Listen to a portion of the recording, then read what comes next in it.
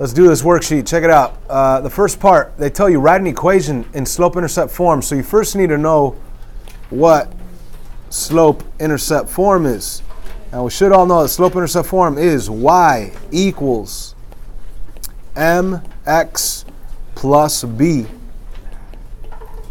So if you know your slope and if you know your y-intercept, you'll be able to write your equation in slope-intercept form. And on questions 1 through 8, they give you exactly that. They give you the slope and the y-intercept. So on number 1, they tell you that your m value is 5, and they tell you that your b value is negative 3. So your equation for number 1 is simply this: y equals 5x minus 3. And that's it. Easy, right? Yeah. How about number 3? What's the equation there going to be? Y equals what? Negative 6. Negative 6x minus 2, right? Sorry, I'm going for the odd ones here.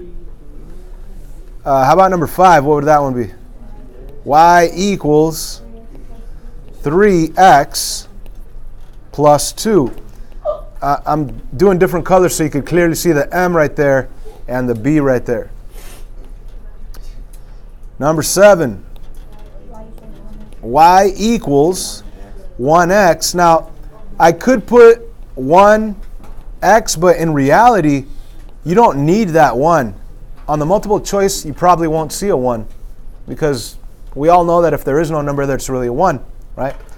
And technically, if it were open response test, I would probably write it as a 1 over 1, so you could see the rise and run. But like I said, on the multiple choice test, or even on the answers on the back of this worksheet, they're probably not even going to write anything in front of the x, because you have to know that if there is no number, it's really a 1. And of course, the b value is minus 12. So if you put the 1, that's great. On the answers, they don't have it. Okay. You know what? I'm doing the odd ones, but number 8, a lot of people get confused with that. What would the equation there be? Y equals mx plus b, right? Now, if you write 0x plus 8, that's correct, but you're never going to see it written that way. Because when they say 0 x's, that means that there is no x's. So it's just y equals 8, or y equals positive 8. That's the way you see it on the back. That's the way you're going to see it on a multiple choice test. But of course, having a 0 there is absolutely correct, but you're never going to see it like that. Let's move on to the next odd one. Right here, write an equation in slope-intercept form. So just like above, writing an equation in slope-intercept form is really easy if you know your slope and if you know your y-intercept. In other words, if you know your m and your b, it's easy to write your equation in slope-intercept form. So the thing is, can we look at this line and find an m value and also find a b value? The b is really easy to find. What's the b value? It's simply where it crosses the y-axis. So if somebody said 4, 1, 2, 3, 4, it crosses up here somewhere? Negative 3 is where it crosses, right? So let's put that. Now you don't have to start with, when you graph, you start with the b value. But I just wrote down the b value because it's the easiest thing to identify. B is the y-intercept. Here's the y-axis. Where does it cross? It crosses right here at negative 1, 2, 3. Now m is rise over run, and we all really need to understand this. You look at lines from left to right. So you have a point right here and a point up here. From left to right, what's happening? Is it going up or is it going down? Up. So you know that your rise is positive. The question is how many levels does it go up? It goes up 1, 2, 3, 4. So your slope is the rise 4 over the run. How many levels do I go this way? 2. After you go up 4, you go over 2. So your slope is 4 over 2. Now that's the correct slope, but on any multiple choice test, they're not going to leave it like that. Why? Because anytime you have a fraction as an answer, you're supposed to try to reduce that fraction, Angel. So 4 over 2 reduces down to what? 2 over 1, or just 2. But anyway, now that you know your m and now that you know your b, you could write your equation. Y equals mx 2x plus b, in this case, minus 3. Now, this is the correct answer that you see on the back. If it were an open response test, I would like to see a 2 over 1. But they're not going to write that on the multiple choice answer because we all know that 2 over 1 is really just 2. So the computer's never going to leave it 2 over 1. They're just going to leave it 2x because 2x really means 2 over 1. X. Anyway, that's how easy it is to write equations in slope-intercept form. You look at your graph, and if you could identify your m and you could identify your b, you'll be able to write your equation. So let's take a look at number 10. And let's identify the m value on number 10. What's the m value? From here to here, first of all, left to right, remember? From left to right, am I going up or am I going down? Down. Question is, how many levels do I go down? 6, right? And how much do I run? 2. So I went down 6, so that means negative 6 is my rise, and I ran 2. Run is always positive because we always look at lines from left to right. So that's our slope, but let's reduce that fraction. So what's really our slope? Negative 3, right? Or you can put negative 3 over 1. But the multiple choice answer, they're not going to put it negative 3 over 1. They're just going to leave the m value as negative 3. How about the b value? That's the easiest thing to find. Where does it cross the y-axis? At 0? At 2, right? Remember, here's your y-axis. Where does this line cross the y-axis? It crosses right there. What value of y is that? That's 2. So the b value is 2. So once we know the m, which is negative 3, and the b, which is 2, we could write our equation in slope-intercept form. Y equals mx, which is negative 3x, plus b, plus 2, because it's a positive 2. And there's our slope-intercept form equation. If I were to take the slope-intercept form equation and make an XY table and do some inputs and outputs, I would get that exact line. If I were to start graphing by going to the value of 2 and then from that point going down 3 over 1, down 1, 2, 3 over 1, down 1, 2, 3 over 1, I'd get that same exact line. So it's really easy to write equations. All you need is an m and a b. How about this one? What's the m here? Why am I doing all of them? I don't know. I'm already doing all of them. Let's just keep going. What's the m value right there? Okay, so from left to right, am I going up or down? Down. Now, the question is, how much do I go down from this point down to this point? I go down 2. How much do I run? 2. So my slope is negative 2 over 2. Because it went down 2, not up 2, it went down 2 over 2. So we reduce that. Always reduce any fraction that you could reduce, so that'll reduce down to negative 1. You could put negative 1 over 1, but you can just leave it negative 1. Now the b value is the easiest thing to find, way easier than slope. It's just negative 1. It's just where it crosses your y-axis. It doesn't cross up here at 4 or at 5. It doesn't cross at 1. It doesn't cross at 0. It crosses at negative 1. So b is negative 1. So now your equation is y equals negative 1x minus 1. Now, on your multiple choice, they probably will not even write the slope as negative 1. They might just leave it negative x.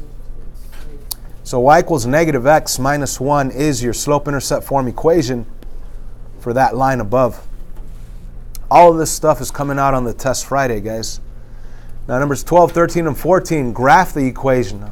If you're thinking, oh, that's difficult, it's not. It's the easiest thing in the world if you know slope-intercept form, if you know y equals mx plus b.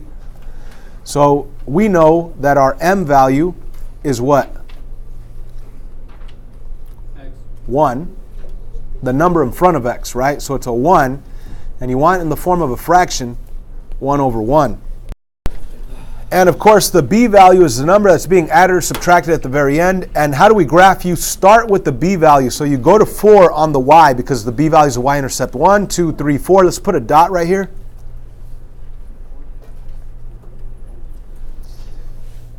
And then from that point, I'm going to rise and run according to my m. So from this point, I want to go up 1 over 1. So I put a dot right there. And then again, I go up 1 over 1 and put a dot right there. Obviously, if I left this line just like that, that would be a super tiny line. So we're going to use the pattern of the slope of up 1 over 1 to continue making the line longer. And you could use a pattern in the opposite direction. Instead of going up 1 over 1, up 1 over 1, you could go backwards, over 1, down 1, over 1, down 1, over 1, down 1. So you could continue the pattern backwards to make the line as long as you want in the other direction. Anyways, that's how easy it is to graph. So number 13 right here. Where does it cross the y-axis? What's the b value? Negative 1 is the b value. What's the slope value? Negative 2 over 1, right? So let's start with the b value of negative 1, and everybody put a dot right there at negative 1. And now from that point, what do I do? Is it up 2? Down 2, because it's negative. Down 2 over what? Because if it's not a fraction, make it look like a fraction by putting it over 1. So I'm going to go down 2 from this point. Don't go back to the origin. From this point, you're going to go down 2 over 1. Let's put a dot right here. Let me put it in red. And you could continue with that same pattern, down 2 over 1, down 2 over 1, if you wanted to. And you could even use the pattern backwards, over 1, up 2, over 1, up 2, over 1, up 2, to make the pattern or make the line longer in the opposite direction. Okay, so great question. How do you know if it's over to the left or to the right? I've always said, guys, that when you look at y equals mx plus b, the slope is rise over run.